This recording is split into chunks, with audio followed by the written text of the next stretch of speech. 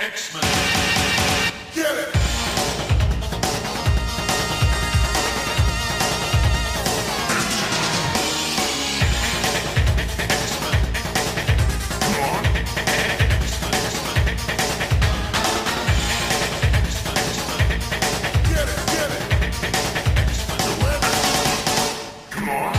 Hey everyone, and welcome to another exciting episode of this is your weekly X-Men podcast where we're reviewing every story from A to Z. I'm Adam.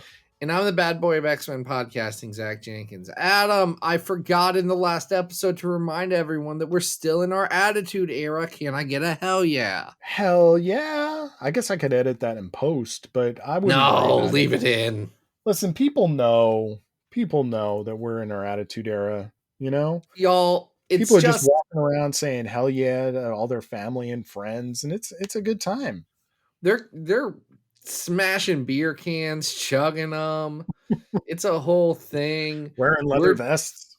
We're doing a Montreal screw job over here. It's a real Adam, I'll have someone else explain to you the Montreal screw job at some point. I don't want to know. It's fine. I'm sure I get it. I'm pretty sure the Montreal screw job was not fine, or it was. We're not sure. Interesting. I don't keep up with enough wrestling to know if the Montreal screw job was a shoot or a work. I don't know. It's okay. We have friends who could definitely explain this to us, but we are not really talking about any wrestling this week. We are talking about the tectonic plates under the earth as they fold against each other and molten hot lava comes spilling out from under the ground from the... We're talking about magma. Guys, we're talking about magma. It freaking sucks. Here's the thing. Magma's always sucked. Like when you talk about the 9 main New Mutants. Yep. Because we're not counting Birdbrain and we're not counting Gossamer. No, we're not doing it. Nope. They're extras. I get that Gossamer was in Inferno, but we're not doing it. You rank them, Magma, easily bottom of the list. Even the people who don't like Cypher, which to be fair, Cypher's now good, so it's hard to go back and be like, yeah, but Cypher sucked. Cypher's great now. Magma's tough to actually do anything good with. What's her deal? What's her deal? Well, unfortunately, she was gaslit from birth to think that she was an ancient Roman who sometimes hung around in blackface and pretended to be Brazilian in the jungles and the rainforest. But then it turned out she wasn't gaslit for all of that. It was all true. Well, it's weird. It depends on what point you pick up her continuity, right? If you read her in the 90s. Right. When Fabian Iciez is yeah, he's having a migraine over it. Nova Roma sucks so much. Can I break it? Yeah. Every time. Do you know how many times Nova Roma has been destroyed? Multiple. I mean, it's terrible. It deserves to get destroyed. We are nearly free of Nova Roma so many times. And so many times someone says Nova Roma comes back? Yeah, let's go take a visit to Nova Roma. No one wants to go there. Who cares about Nova freaking Roma? And that's Magma's whole deal. Oh, I'm a princess from Nova Roma. Everyone loves me. It's you're not that interesting, lady. Or it's like I just said, no, I'm not, and I'm angry about it. Which I feel like you get that more often after this, and it's weird because I think you're projecting the comics that you grew up with into what everyone thinks. No, it's interesting because depending on which writer picks it up, right? We just did that New Brotherhood issue with Bedlam, right? And yes, Amara's don't call me that. That's not my name. Her name's Alison Cressmere. Right. She's mad about it. Right. And then later on, the stories we're going to talk about this week, for the most part, she's using the entire full Nova Roma name again. You're talking about Amara Julianne Oliviana Sequila? Yes. It's a lot. Can I tell you why I actively disliked Magma before I had read a single comic with Magma in it? Why? Because in the video game X-Men Legends... Oh, good reason. You had to play as Alison Cressmere, who was just this whiny, bratty kid running around the mansion doing things in between missions, and you had to do those things in between missions Yep. so that you could get your team right. And Oh, you man. never wanted to use her in the real missions because, one, if you liked Magma, she wasn't your Magma. And two, if you bought a game called X-Men Legends, you wanted to play as your friends, the X-Men. Not the crappiest New Mutants. Not Magma. Yeah. Yeah. Well, I'm glad we got this out of the way right at the front of the episode that neither of us are Magma fans fans, of I'm Magma. sorry. How many could there be? Dozens of them. I mean, we did assume. establish last episode that there's a fan for every character, right? I mean, that's a constant refrain in fandom, but Magma I is really tough. hope Patreon supporter Pastor X, who went on over to patreon.com/Battle of the Atom, is not the world's biggest Magma fan, because continually we're going to be mean to Magma in this episode because she deserves it.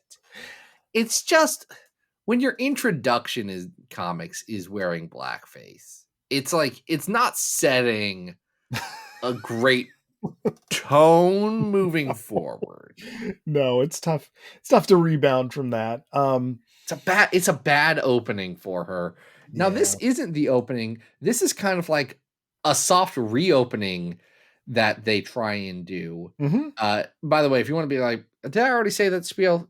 Hearts Pocketbooks, we'll do a patreon.com/Battle of the Atom, $5. We'll do a whole episode around you or a theme that you want us to do. Yeah, please do. Please do. The request this week was, of course, New Mutants Volume 337, Hot Date. This is written by Dan Abnett and Andy Lanning with pencils by David Lopez with an early Chris Anka cover. Yes. So last week on Battle of the Atom, which for us was just minutes ago, we did talk about Dan Abnett and Andy Lanning's Magic Volume 2, which also featured a very different version of Mephisto than we are about to see here. So while I think we've both expressed our distaste for Magma here, I do appreciate this request because this is a weird issue. I can tell you explicitly, this is the only issue of Dan Abnett and Andy Lanning's New Mutants that I remember in any legitimate capacity.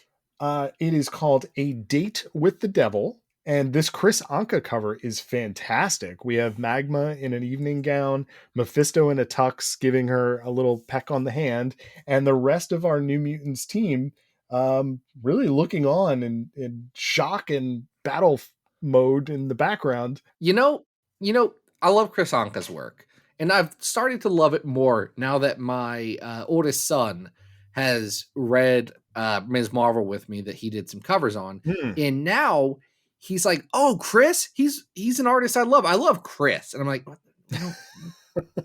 Chris Anka, it's fine. I think it's adorable. Yeah. I bet Chris Anka would also think it's adorable, and then I said, he would. I said, buddy, Chris Anka doesn't want to do comics right now because it doesn't pay. So no, but you should let him know that he worked very, very hard on the Spider-Verse sequel. And I should, because here's the thing. You look at Miguel O'Hara in that and you're like, oh, I can see how that's a Chris Anka drawing. Yeah. You could also probably spend like a good chunk of time on Anka's Instagram, just going through all of the different character designs with your Chris Anka does. I haven't been on Anka's Instagram in a bit. But Chris Anka, I'm not going to go through that Instagram unfiltered with a child. Okay, maybe with a little bit of a fine-tooth comb. However, like a 5-second delay would be what I need on that. Hundreds of amazing character designs for that movie that he worked on, so definitely worth taking a look at. Also, an incredible artist, David Lopez. Love Lopez in this. I will say, David Lopez draws a bad Warlock. His Warlock sucks, yeah. But I really like David Lopez in general. His Warlock is an absolute turd. Yeah, he kind of looks like a pool noodle with like googly eyes. It's not a good look. He's too defined. It is too sharply defined as like a stick bug. Yeah. So, as the cover implies, Magma has agreed, based on the last arc, to go on a date with Mephisto. Now, this was... Do you know about the last arc? Have you read this run of New Mutants? I have never read the arc before this, so tell people why she made this agreement to get the New Mutants out of hell. So it's fear itself. Times. Oh. Danny is like, okay, well, there's Asgard stuff going on. I'm gonna talk to Hela. We're like not friends, but we work well enough, and I'm gonna get my Valkyrie powers back for this because she doesn't have any powers right now. So they do a spell to go to Hell, where Hela lives, but they spelled the spell wrong or something. God. I forget exactly. Like it's like verbal trickery, and they end up in Mephisto's hell, and they get out of it by Magma agreeing to go on a date with Mephisto. Now, I want to be clear: Mephisto is the Lord of Lies. He is the devil. Yes, that's all I have on that. Like he is actually the great Satan. He is the in the Marvel universe, he is, and I think he acknowledges this at some point in this issue, even that he is like a manifestation of the Christian idea of the devil, right? Like, but he also is. Mephisto's the devil. Like he's the devil. Let's not get into Mephisto's the devil. He's Mephisto. He's Blackheart's dad. I just want to point out a couple of touchstones that I have from Mephisto because it's really wild seeing this version in this issue. And we'll get into what that version is. But we're going to get into it. Last week, we just talked about Magic Volume 2. Mephisto very classic there. Mephisto. Mephisto is like towering, a gigantic character, similar to, his first appearances in Silver Surfer. He's just this gigantic, menacing, like satanic creature, right? Another very, very like big reference touch point for me, Infinity Gauntlet, right? Because Mephisto is the devil in the ear of Thanos for at least the first chunk of that. So you have the trickster, right? It's very Jim Starlin. It's very like cosmic. The other huge touchstone that I have is the end of Nascenti's Daredevil run, in which Mephisto is not just the Mephisto we know, but is also just this like incredibly monstrous thing that almost begins to resemble JRJR's Blackheart more than he does the Mephisto that we know. So I've got all of that bouncing around in my head. And now, what's this one look like? This Mephisto is a wussy boy who's like, oh, I just never have time to date. It's just so hard living in this modern world. And I'm sorry, mister. Actually, he's a nice guy and he's sweet if you get to know him. He's the very literal devil. Like, we cannot do a Draco Malfoy as a good boy with actual Satan. And I know we can do that. And there's been just a huge amount of literature about this, like massive amounts of stuff. But that's like taking the idea and being like, actually, this has been misinterpreted. No, we've seen Mephisto for several decades. Like, he exists explicitly so that they can have, and here's Satan, the worst thing in existence. Yes. And in here, he's just a guy who's down on his luck, and he just has no luck with girls. He is a tech bro incel who just, gosh golly, he needs to, use all of his tricks from the pickup artist book that he bought down at the Barnes and Noble. But we're not supposed to think he sucks. We're supposed to think that's cute and endearing. The book weird. Wants us to like him in this. Yes. So they want us to have very literal sympathy for the devil. Good point. Yeah. So the New Mutants are obviously very, very worried about this date. They do not think Magma should be. They all have very legitimate concerns. Magma does go on the date, immediately loses the tracking bracelet that she is supposed to be wearing so that the New Mutants can save her if Satan does something shisty. And what does Mephisto do? He takes her to hell. He tries to impress her with all of his, devil-like powers. And Magma's basically like, dude, this ain't working. Like, can we just hit He has a great band. He does have a pretty great band that includes Mozart on piano, if I remember correctly. It's Mozart, Robert Johnson, John Bonham, what's her name? Amy Winehouse. It's Amy Winehouse. And then I forget who's on. There's a horn player, and I can't. No, there's a violinist. No, it's a violinist. I'm not sure who that is. But it doesn't matter. It doesn't. I know it's a classic literature thing, and someone's yelling at me, and I want to say Faust, and I know that's not true, but I don't think it matters. Anyway, so they end up at a barbecue joint, right? It's a diner, like a little booth in a diner kind of situation. And they bond over hot sauce. And at the end of this episode, it's a meet cute, like she tartini. actually gives It's him. Giuseppe Tartini. Oh, okay. Thank you. Gives him a little smooch on the cheek and almost implies, after a little, tap at the window that maybe they could go out again. They do And continue to date for more issues of this until the Exiled arc, which we've covered previously. yes, I appreciate the swing. I do. I think we're swinging for the fences with It's this funny. take. It's got it's it's not a it's a very well constructed issue. I will say that. I don't think it's poorly Yeah. written. I don't think No. that the art is fantastic. Lopez is doing a great job here. Killing it. If I hadn't had 50 years of Mephisto being in other comics, I would not have any issue with this. That's why I started with my touchstones, because I can't wrap my brain around what Abnett and Lanning are doing here. I don't get why they would want to do that. I do. But do you want to have a sexy devil character? May I introduce you to Damien Hellstrom, the son of Satan? Sure. The Marvel Universe is not want for sexy devil men. No. Sexy devil men is my favorite anime, by the way. Is that a real thing? No, but Devilman Crybaby is. Oh, God. So, yeah. Also, sexy devil men might be a real thing. I'm not Googling it. Yeah. Maybe Pepe Larraz is doing variant covers for it. Who knows? But that's a joke, because Pepe Larraz did a variant cover for My Hero Academia. Yes. Pretty good. Or, I'm sorry, Boku no Hero Academia. Wow. Somebody's been studying. I don't think that's true. I think I know it is Boku no, but hey, I don't Boku no. No, it is Boku no Hero Academia. I was right. Look at me with my anime references. A thing. My son was like, "Oh, Dad, you watch anime? You like anime?" I said, "I do. Like, I've watched some Studio Ghibli film. I've watched Akira. We watched Ponyo together."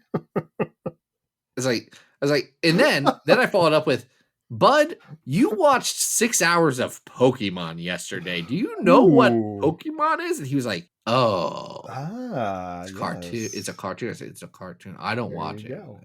Oh my! Just because, like, it just seems like it'd be a lot to get into, and it's a lifestyle. It's like the anime that comes is for like it's for people who aren't me. It's for other people. It's fine. That no judgment, man. It's not my jam. Yeah. Okay, so I think we're in agreement. Nice looking issue, smartly written, but trouble getting behind it based on the characterization of literally one of the universe's most famous villains. So it's really hard for me to get this issue. Yeah. I think it's funny that Magma dated the devil. Yeah, it's a fine joke. I think it would be funnier if Magma liked Mephisto for Mephisto. Yes. And that would be better. Does seem to, which is interesting. And she's here's the thing. There's a story that I can get behind, because she is like okay with the torture and stuff. Also, they do this whole thing where it's like, "Oh, actually, I'm the devil. I give so much money to UNICEF and charity so that people can actually go to hell." I was like, come on. You guys are being... You're really trying to push that actually he's not the devil. And that's he's trying to convince them that, like, by controlling certain forces and causing more deaths, he's actually helping people. And it's like, get out of here. I don't understand this Mephisto by any means. This is not a Mephisto podcast, though. No, we should rank this on our big old list, because we're both stumped. Our big old list of Mephisto podcasts. Yes. Are we ranking every Mephisto ever? Because I'll be honest, don't give Jason Aaron any more ideas. He already wasted so much freaking time on that stupid arc of his stupid Avengers. You tell him. I will. I Yeah. absolutely. If Jason Aaron ever came up to me and said, "Hey, what did you think about my Avengers?" I'd be like, "Jason Aaron sucked ass, but it wasn't very good." I don't know what to tell you. I hated it. I hated nearly everything about it, and I hated Wow. that you had a billion Mephistos at the end, and they were beaten by people I don't care about. Wow. All right. I got a lot of strong feelings. I think about that run a lot, and it makes me angry. And I don't even like Avengers that much. All right, you got to tell people about the list, Zach. Oh, it's a list. It's very long. It has 816 X-Men stories, range from best to worst. Number 1 is House of X Power 10. 200 is Moon Girl Devil Dinosaur. Number 17. Number 400 is X-Men 2099 1 through 3, The Gathering. Number 600 is the Paris arc of All New X-Men. Number 800 is the Bird Brain Saga. And 816 is 2099 World of Tomorrow, the worst X-Men story of all time. This is not as good as The Gathering from X-Men 2099. That's at 400. Oh, yeah. I mean, the lowest New Mutants Volume 3 arc we have is down at 594, which is Exiled. Return of the Legion.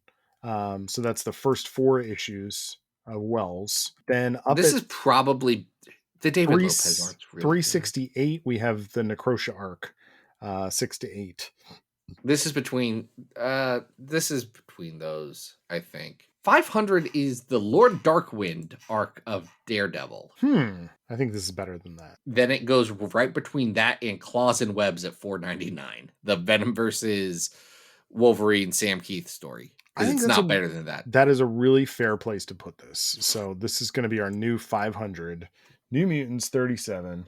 Date with the Devil. A book that is well made, but we just don't understand.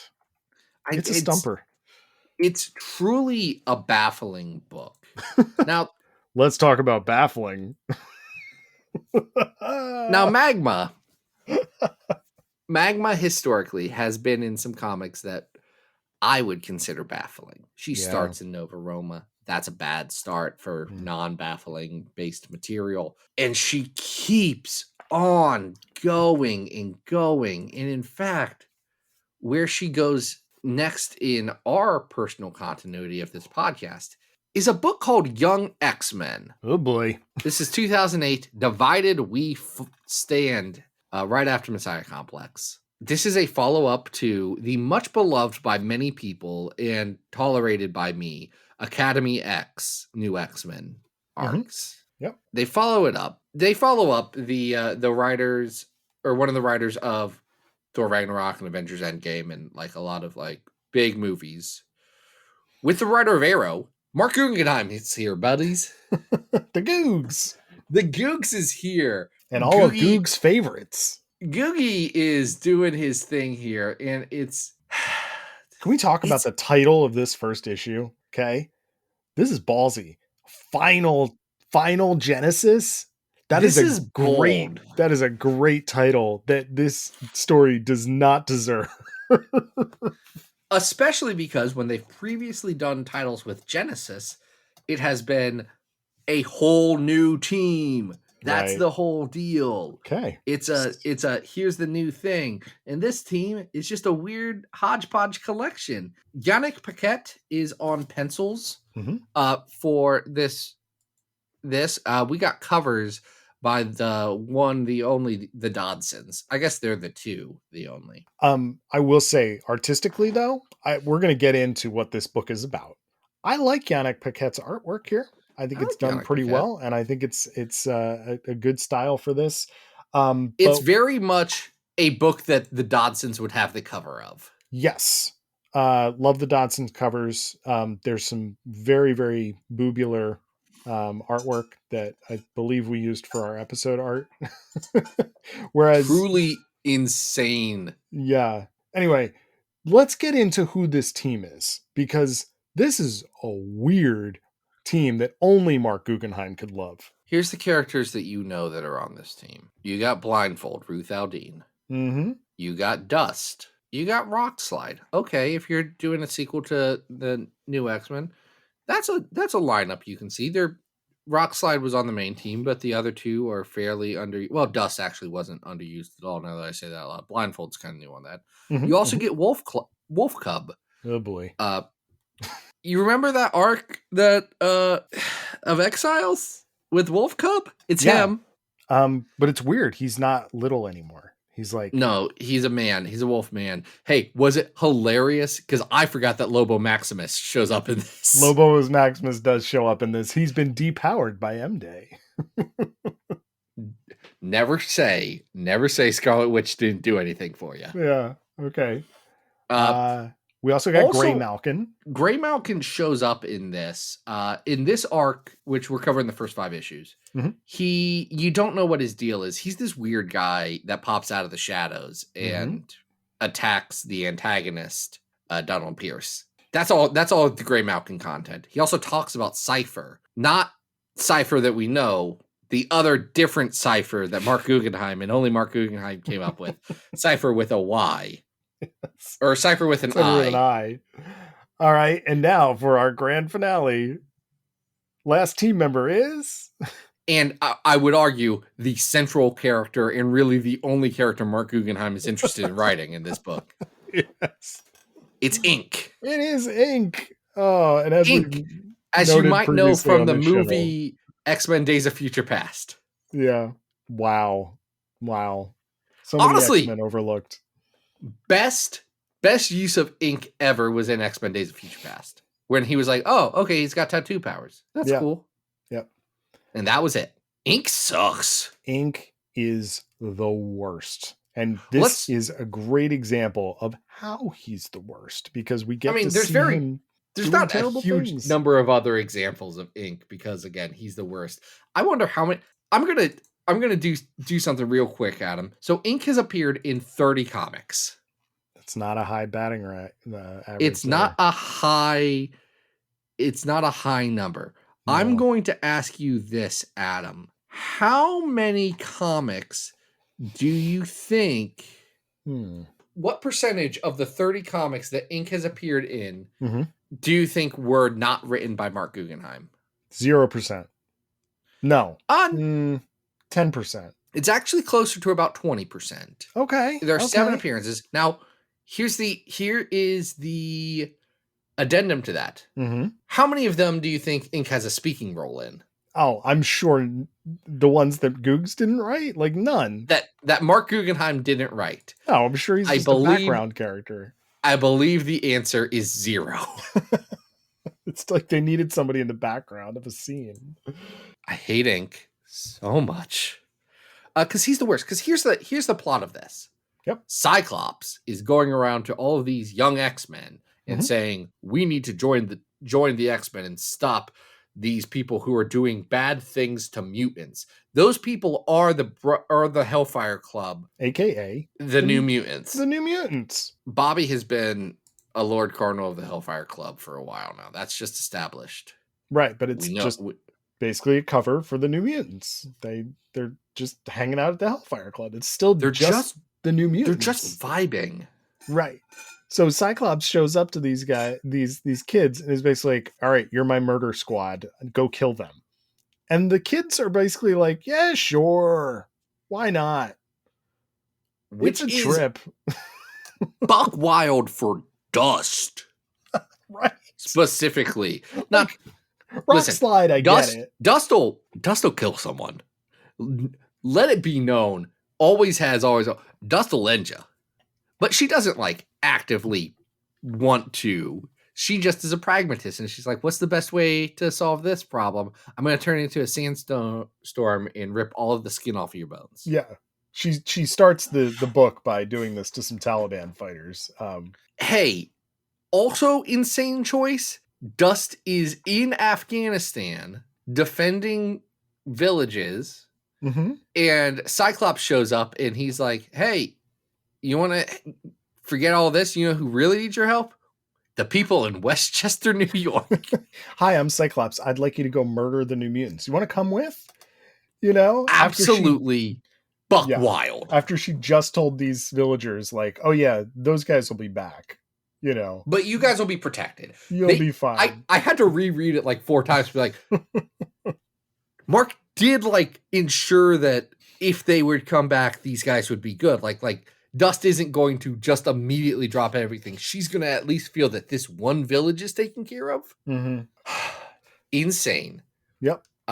from the beginning, we know that Donald Pierce is going to kill one of the young X-Men. We don't know who. Is it going to be Rockslide? Is it going to be Ink? Or is it going to be Wolf Cub? We don't know. No, I don't care. Is this the like least ominous thing ever? Yeah, no one's gonna die. It's that commercial, like that old-timey sitcom or like drama thing where they're like, someone will die. And it shows all of the cast, and then like a minor supporting character is also in that. You know, oh, it's them. Yeah. They're gonna die. Because if Wolf Club does bite it in this story, I don't think many people are caring. Spoiler alert for Wolf Cub vis-a-vis biting it. Wolf Cub does die. And no one seems all that upset about it in the comic. No, because nobody cares about these characters, right? No one cares. No, people care about Dust, and people care about Rockslide, and people care about Blindfold. Right. No, Mark cares about Ink. Yes. And you're right that Ink is a huge part of the narrative here, because we're seeing him get his new cool tattoos so that he can, have new powers. And yet... Do you know Ink Steel? Hold on. Yes, it's that his tattoo artist is the mutant, because Ink is not a mutant. Ink is bestowed mutant powers by his mutant tattoo artist. Ink's just this crappy blonde-haired, blue-eyed white dude who is so mean and sucks. Yep. He's racist. Yep. He's betrays the team as soon as he can for a buck. And he doesn't even know that Cyclops is actually Donald Pierce. He just is like, I'm going to do an evil. I'm going to be evil here. Cyclops is actually Donald Pierce. Regular Cyclops is doing things in the book Uncanny X-Men. Yes. It is pretty funny. You do get the sense, and, to Goog's credit, you do get the sense that this Cyclops seems a little off, right? This doesn't quite seem, however, in the hands of a different writer, Adam, I'm going to be just completely honest. Yeah. In the hands of a different writer, I think that would be a giveaway. In the hands of Marc Guggenheim, I'm like, is he off, or is Marc Guggenheim bad at writing? Yeah, you're not sure, right? I'm not sure. Yeah. So they go off on their independent, like they break up the team to go take the New Mutants down, and to do assassinations. This is where we start running into Amara. They go off to take Danny out at her basically. Hey, Magma cabin. Straight up murders Dust. Oh yeah. Magma turns Dust into glass and then shatters parts of her. Like, it's messed up. Listen, Magma? I get that she got attacked in her own home. She does not come out of this looking well. No. And nobody pauses to like have a conversation or anything. Like, Danny is like, hey, I don't have my powers right now. I'm still going to shoot you with this shotgun. Okay, but Danny does that to everybody. I know, but like, of course it's justified. You've got these kids who are just showing up and like bursting through the wall to say they're going to kill you for no reason. Of course the New Mutants are going to defend themselves. So this does not go well. And it doesn't go well. Yeah. And can I tell you one thing that I hate about this? Yeah, I'm sure there's quite a few things. There's a lot of things I hate about this. It's so blatantly a stretched out version and like slightly changed version of the New Mutants graphic novel. It is. Yes. That's a good point. And I'm like, be more creative, Mark. Come on. Don't just do the same thing again. I have to believe Marc Guggenheim, the guy who wrote the story about how whenever Wolverine regenerates, he actually has to fight the Angel of Death in hell and get back. And once he was so heartbroken because his girlfriend from a different Marc Guggenheim arc was fridged. And then he was like, I've had so many women fridged in my life that I do not want to live my immortal life or fight the Angel of Death anymore. I gotta feel like that Marc Guggenheim can be more creative than just ripping off old X-Men stories, right? Yeah. He's gotta have that in him. Yeah. Since this is a Magma episode and we were just trashing her, I do want to give her some credit, because after she realizes who's actually the villain of the story, she does basically bring Dust back from death. Okay, she does, but if you've not read all of Young X-Men, you realize that the way she brought her back has caused Dust to become literally the most evil person in the world Oh, fun. in the future. Okay. Yeah. It's bad. So, It's a bad art. Daniel Acuna actually draws that art. ooh, It's I love beautiful Acuna. looking. Yeah. But Dust gets an evil, sexy outfit in the future. God. Boo. Come on. It's not good, is Yeah, the thing. That It's sounds like a terrible idea. This arc also, Acuna makes it look great, but well, I'm sure. it's all of the everything around it. Mark, Yeah. you shouldn't have put us in this position. No. So this just ends. So this first 5 issues just ends with Wolf Cub getting killed in a cave, and that's how. And then they stopped Donald Pierce. That's what happens. Yes.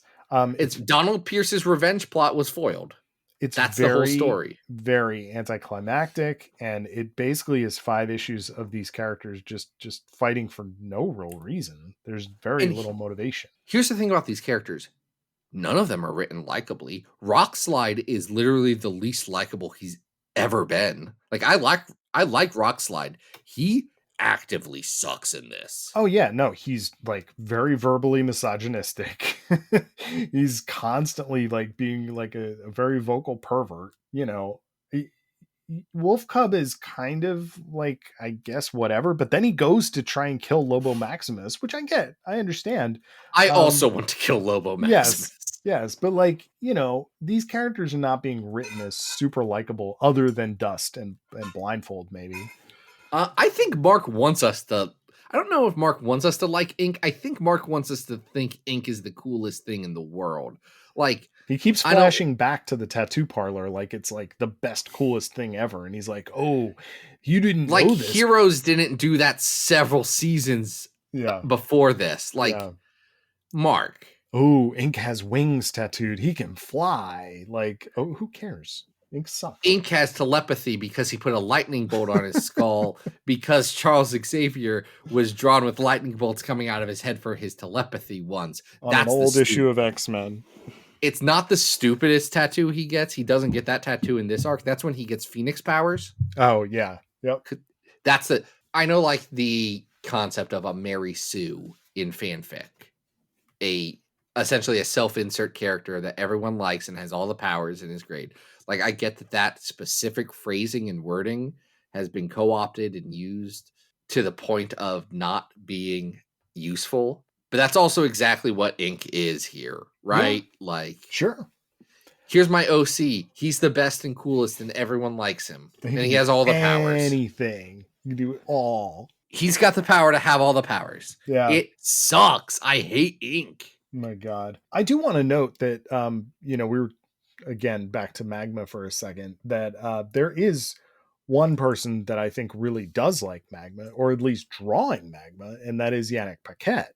I mean, Magma, when you think about it, she's just a naked girl on fire, a naked woman on fire, and Paquette she's on fire. He draws her figure so lovingly. I mean, the butts in this book are drawn with such care, let's say. Yannick Paquette is a butt guy. It does seem that way. Which does clash with the Terry Dodson covers, because that's not the anatomy that Dodson features. Yes.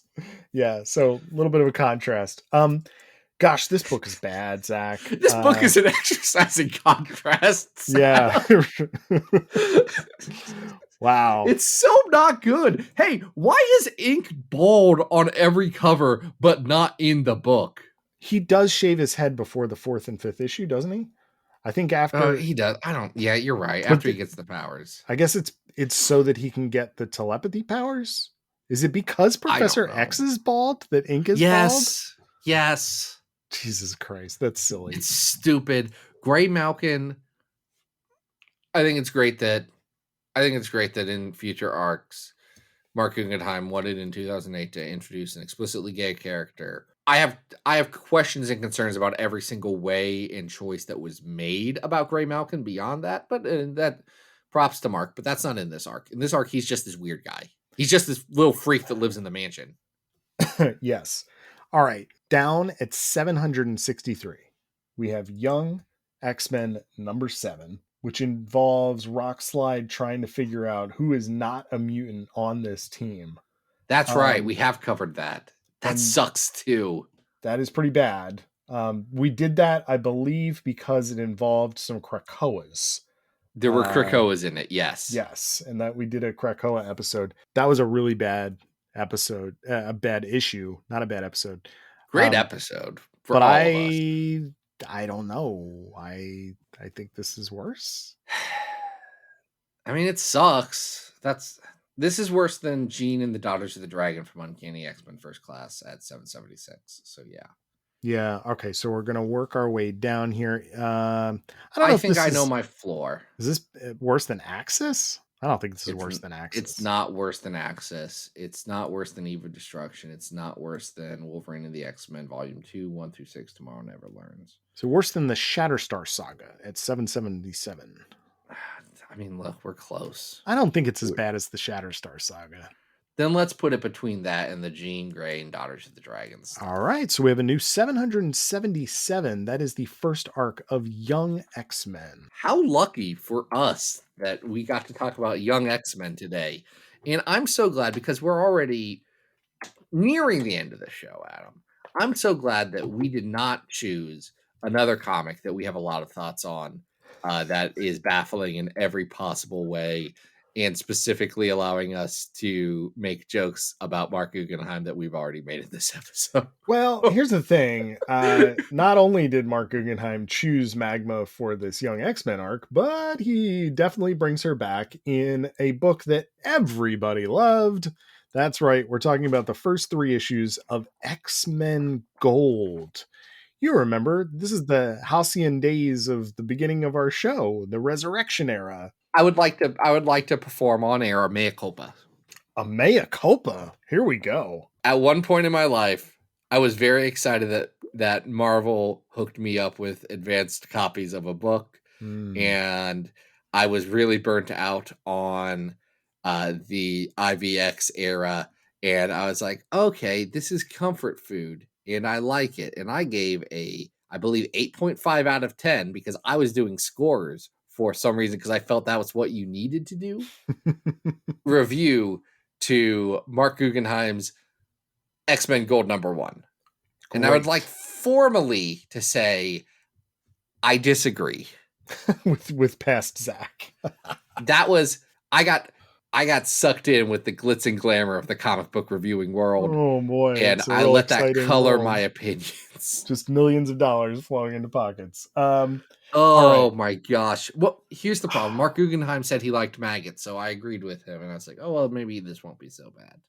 And yet, what we have with X-Men Gold is part of the Resurrection line. And the team is Kitty Pryde. Resurrection. Yes. Big X. Kitty Pryde, Storm, Nightcrawler, Colossus, Old Man Logan, and one of Marc Guggenheim's greatest crimes, and that is to try to rebrand Rachel Summers as Prestige. Prestige. It's the worst. Worldwide. It's the worst. Worldwide. You know, I say that that's the worst, but truly the worst is the fact that Ardian Syaf, the artist of the first 3 issues of X-Men Gold, who is supposed to be the series regular, did sneak in some really not great propaganda into especially the first issue of X-Men Gold. It's tied in. It was in the first issue, and Adam, they pulped the second issue. Definitely. People don't remember this because of the timeline. They pulped the second issue. So something was there.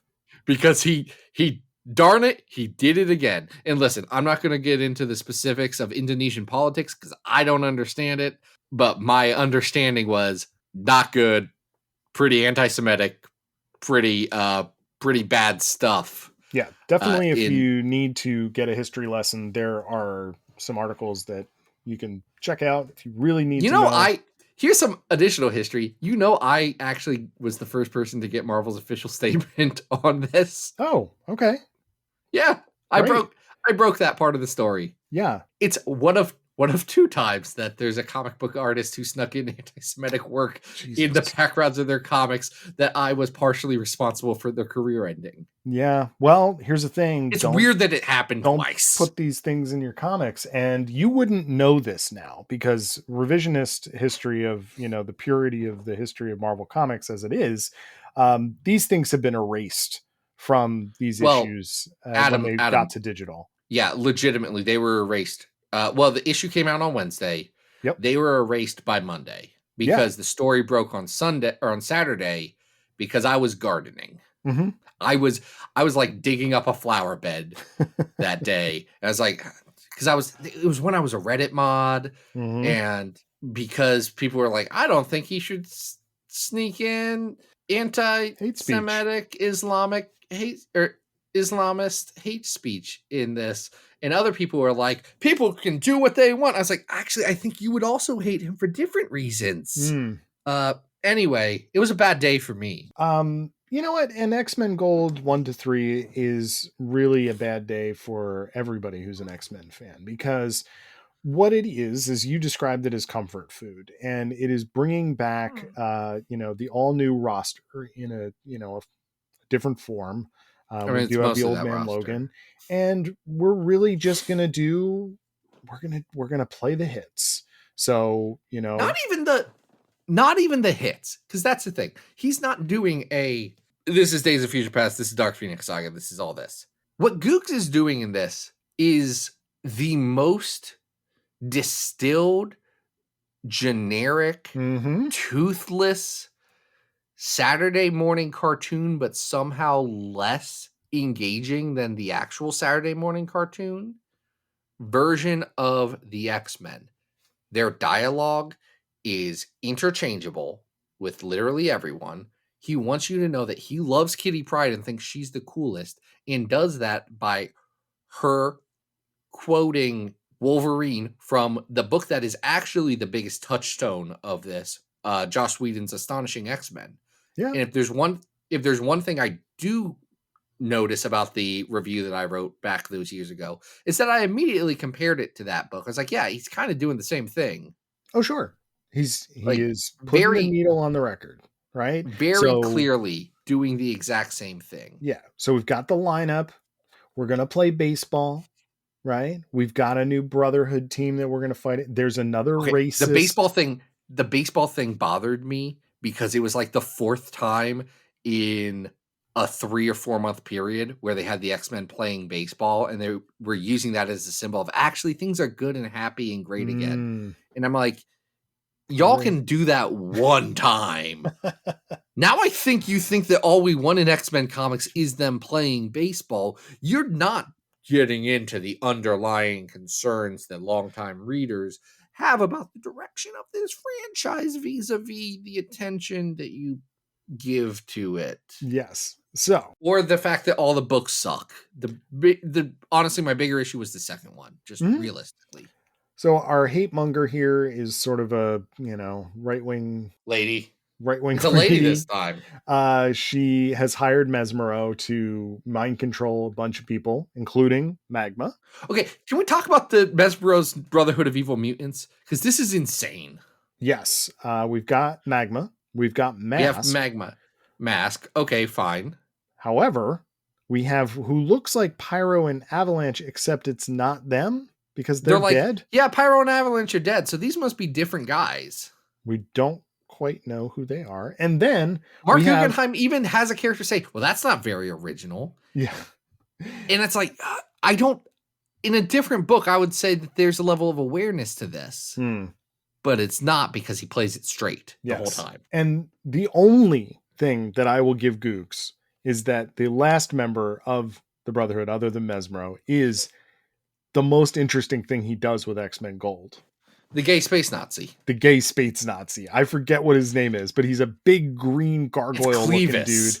And that is an actual like thing. He's nothing here. He's just like to be captured for it's just like, who's this weirdo? But man, if that doesn't end up being actually an interesting story. I will never, ever go back and reread Negative Zone War because we ranked it good on the podcast. And I'm like, is it? Because I think maybe it might be bad Yeah, he also It's got drops Ken Latchley art. the executioner in The to new executioner. This is yeah, not any of the previous executioners. yeah. What happens in this? They do kidnap the mayor of New York City. Yes. And Old Of Man Logan. New York City.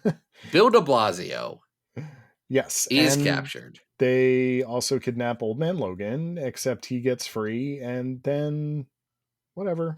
They beat the team. They I go can't tell you how little this book is. It's so nothing. they go to the racist lady's house and are basically like, "Don't mess with us. We're the X-Men." And it's like, okay. Not an effective strategy, Kitty. Yeah. I'm going to be honest. Kitty is the only character in this book for 3 issues that has any level of thought put into their characterization. Yeah. Yeah. Which is truly annoying. Like, here's the thing. Googs is obviously incredibly invested in Kitty and Colossus's relationship. Right, because Colossus does come and try and ask Kitty to like be romantic, and she's like, "Yeah, we're not doing that." And I did at the time read that as, oh, he understands that there are some things that we're not doing anymore. Yep, and you read that wrong. I was, that's on me. I was young and naive at the time, and I had not read enough Marc Guggenheim comics, and I had not watched a minute of Arrow. And now, in my old age, one of those two things is true. I will never watch Arrow, just to be clear. That's okay. That's never happening in my okay. life. Not your thing. I don't know what else there really is to say about this. I mean, It's aside, just so nothing. yeah, Also, Adrian Seoff's art sucks. it's really not good. Yeah, And, like, take away the racism and the anti-Semitism and all that. His art is bad.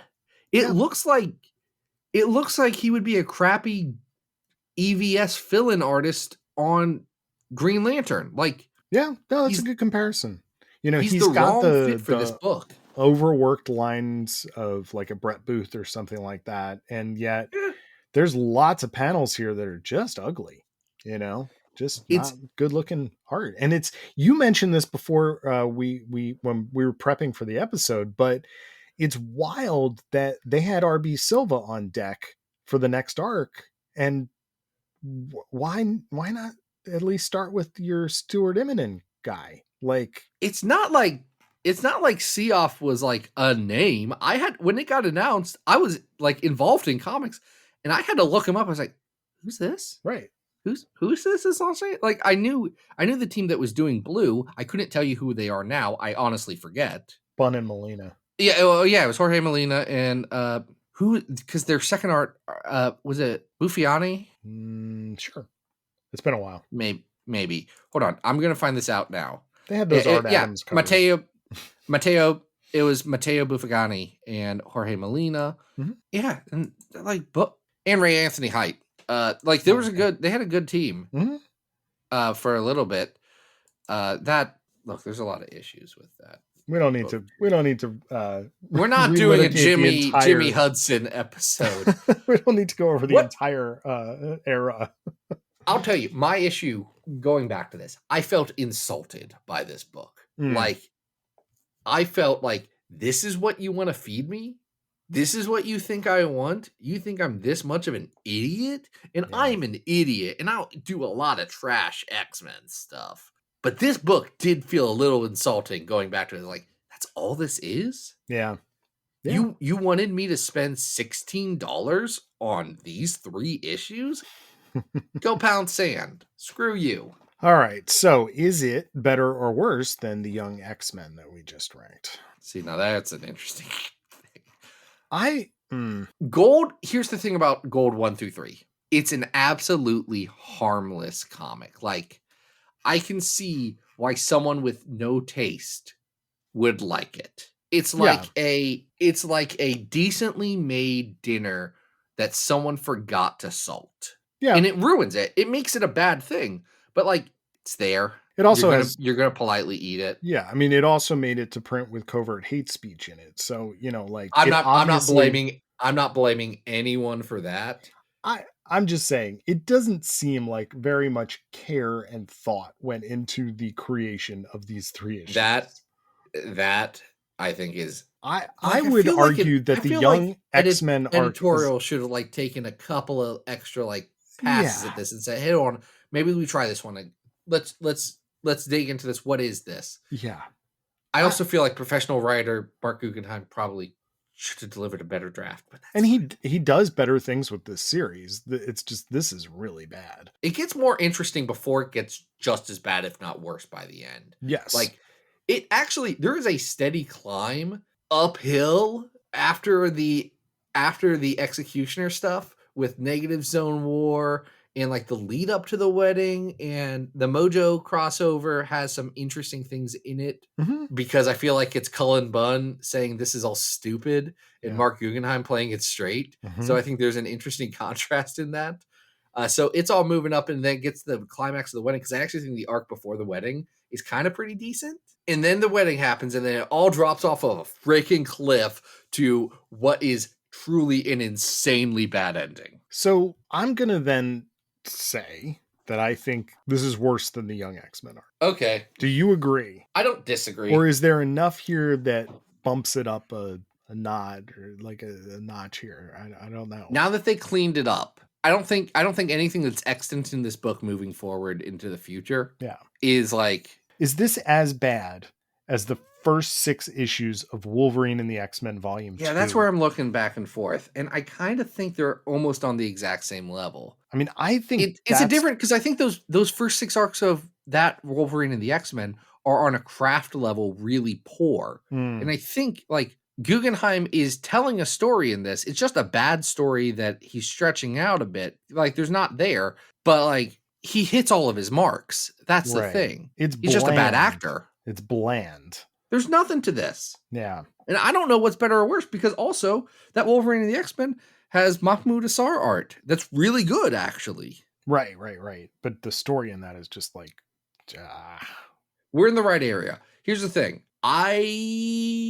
Is this better or worse than what appears to be Polaroids of a TV playing Pride of the X-Men? I was going to highlight this because I really think it's an interesting like parallel. It's kind of the closest equivalent we get. Yeah, I do think we have to give the edge to X-Men Gold. You know, like there is some effort other than just taking pictures of a TV. Then I would insist that it actually goes below Mutant X Origins #1. Great place for it. That is going to make X-Men Gold 1 to 3 our new 787. Goodness, what a showing. I was angry rereading that. I was like, are you serious, guys? This is what you made me try and defend for a little bit? Yeah, I mean, I tweeted at some point about how rereading this really made me reappreciate where we're at right now for all of its faults. There's some X-Men comics I dislike right now. I'm not going to name names. Sure. That's for you to give me $5 and figure out my opinions. But come on. Come on. We have seen when I see where the depths of the valley. There's so little that could be worse than what I've already gotten through. It's like, I'm sticking with this. Adam, what have you got going on this week? Folks, you can always find me on Blue Sky at Adam Rec, Instagram Adam.rec, whatever Twitter is at Arthur Stacy. And what is Twitter? What's a Twitter? I don't know. I couldn't tell you. Every day it's a new something's changing, and I don't know. But hey, I'm free from that world. I don't know. I'm still making announcements about the podcast there. So if people want to know what's going on, check it out. What a good guy. But what a good guy. It's better if you're doing the other ones, but whatever. Never try and find Zach. And Zach, don't do it. What do we got going on next week? Well, first we're going to thank Pastor X again. Sorry. Thank you, Pastor X. Patreon.com/Battle. Next week we are, how do I want to say this? How do we want to describe? Someone asked us to cover a board book, like for babies. And we're going to do it. And we're doing it. We're just doing that. That's the show now. 315 episodes. We're doing a book for babies. It's our attitude era. We can do whatever we want. This is our show. Hell yeah. We've been recording too long on too many terrible comics this week. Our brains are melting. Adam, I'm losing it. I am. Until next time. I may not survive the experience. Thank you. Adam, can you just say it? Can you finish the show? Until next time, we hope you survive the experience. You forgot to say this is Battle of the Atom. Oh, guys, this was Battle of the Atom. We hope you liked it. Get it!